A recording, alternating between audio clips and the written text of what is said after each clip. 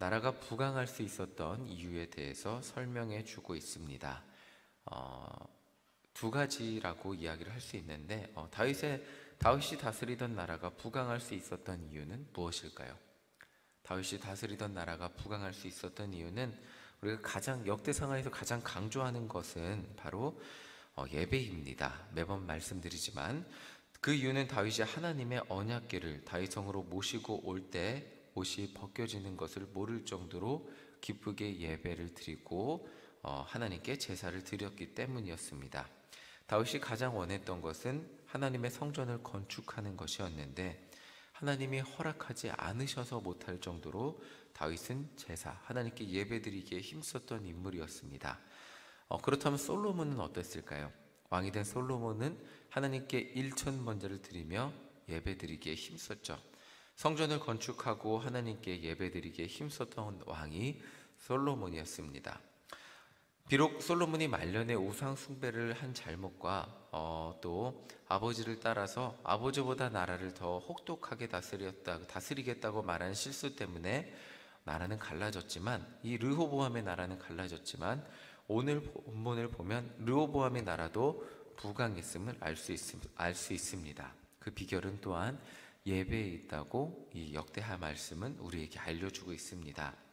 르호보암이 나라를 혹독하게 다스린다고 하자 이스라엘 10개 지파는 르호보암을 떠나 여로보암을 왕으로 삼고 새로운 나라 북왕국 이스라엘을 만들었죠.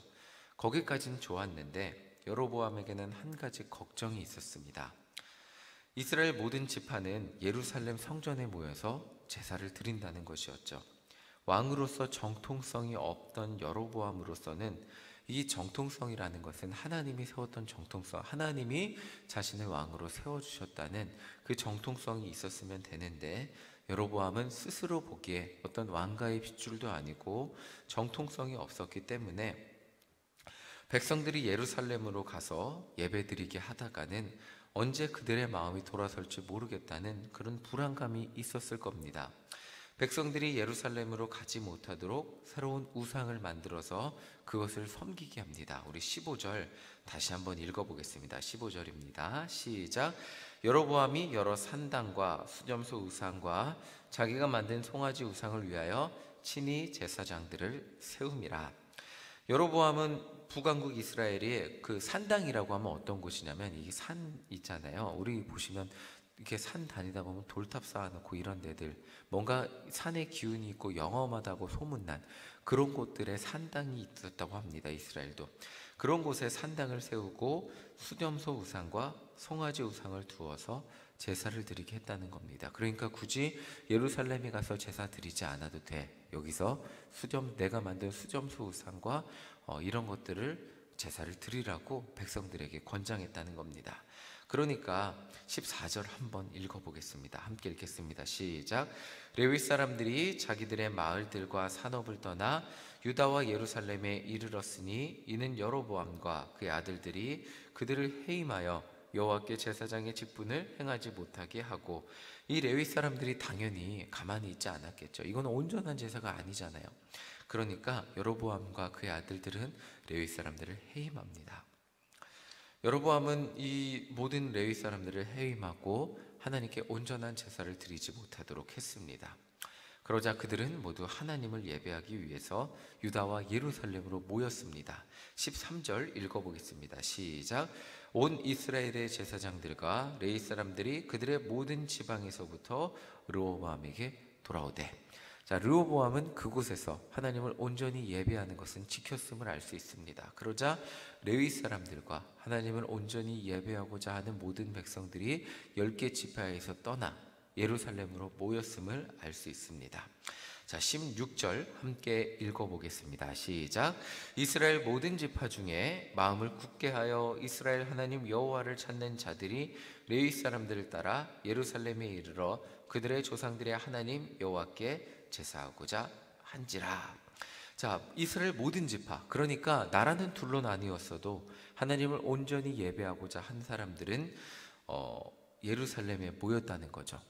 지금 여기에 핵심이 있습니다. 나라는 둘로 나뉘었는데 그 나라의 핵심 멤버들은 예루살렘으로 모였다는 거죠.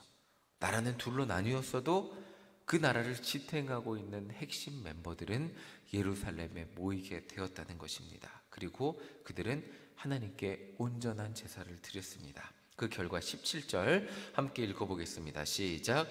그러므로 3년 동안 유다 나라를 도와 솔로몬의 아들 르호보암을 강성하게 하였으니 이는 무리가 3년 동안을 다윗과 솔로몬의 길로 행하였음이더라. 자, 그 결과입니다. 나라의 핵심 멤버, 그러니까 군사들이 모인 것도 아니고 어떤 재력 있는 사람들이 모인 것도 아니고 그저 예배를 온전히 드리고자 하는 사람들이 예루살렘에 모였는데 그것만으로 르호보암의 나라가 강성하게 되었다고 말해주고 있습니다. 자, 나라가 나뉘었어도 두 개 지파만 르호보암을 따랐어도 그 나라가 강성할 수 있던 비결은 하나님께 온전한 제사를 드리고자 하는 모든 사람들이 그곳에 모였기 때문이었습니다. 17절의 마지막을 보면 이는 무리가 3년 동안을 다윗과 솔로몬의 길로 행하였다고 말하고 있는데 다윗의 길, 솔로몬의 길이 무엇이었냐면 예배 드리기에 힘썼던 그 길이었습니다. 또한 오늘 말씀 한 가지 더 살펴보려고 합니다.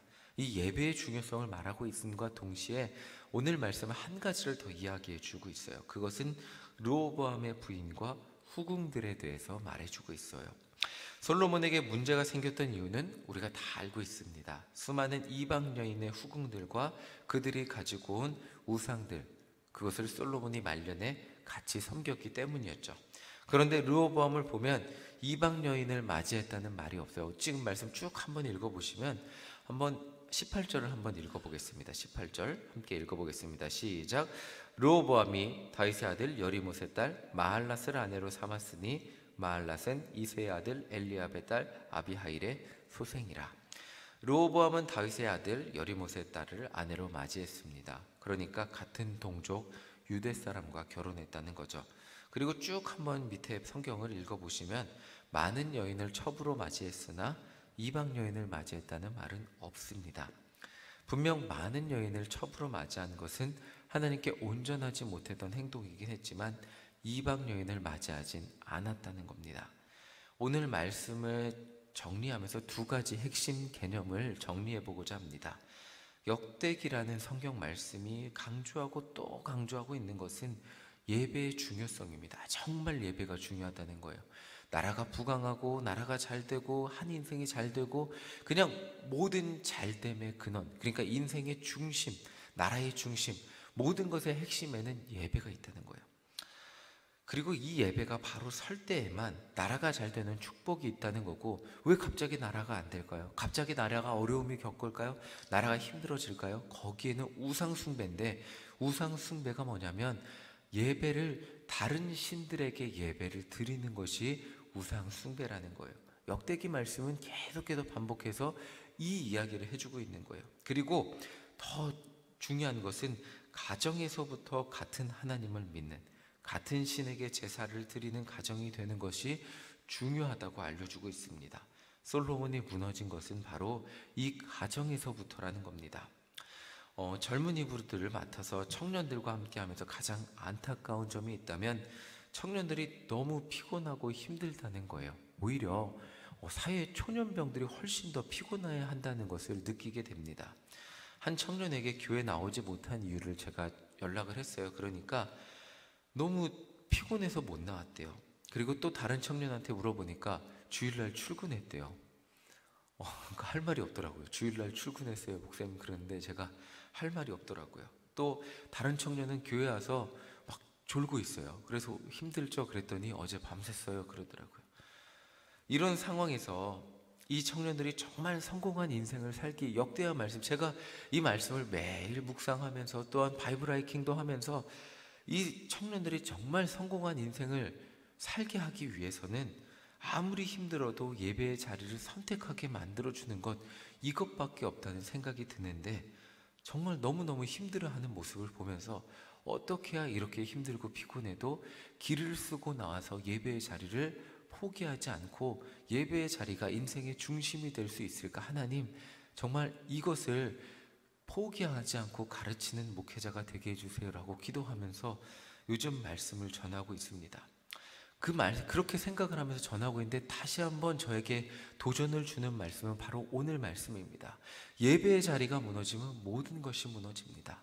왕년에 과거에 열심히 신앙생활을 했던 그런 분들이 지금은 그런 분들이 있었다고 얘기를 들어도 지금은 예배의 자리가 무너진 모습을 보면 안타깝게도 신앙의 자리가 무너졌다는 것은 예배의 자리가 무너졌다는 것을 우리는 어렵지 않게 알 수 있습니다.